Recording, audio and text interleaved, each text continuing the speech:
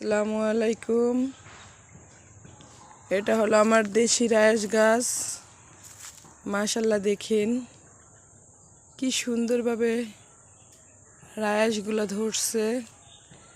এটা একদম দেশি রায়াসটা। মাশাল্লাহ, খুব সুন্দরভাবে ধরছে থোকায় থোকায়। দু একদিন পর পরই নেওয়া হয়।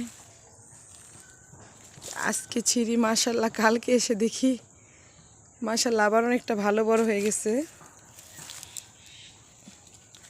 খুবই ভালো লাগে এগুলা। দেশি পুকুরের ধরা মাছ দিয়ে রান্না করলে মাশাল্লাহ খুব মজা লাগে। মাশাল্লাহ অনেক ধরছে। শীত পড়ছে তো, শীত পড়াতে মাশাল্লাহ আমার প্রত্যেকটা পাতায় পাতায় সুন্দরভাবে রাইসগুলা ধরছে। খুবই ভালো লাগে দেখতে এগুলা, এবং খেতে অনেক অনেক স্বাদ। শীতের সবজি তো।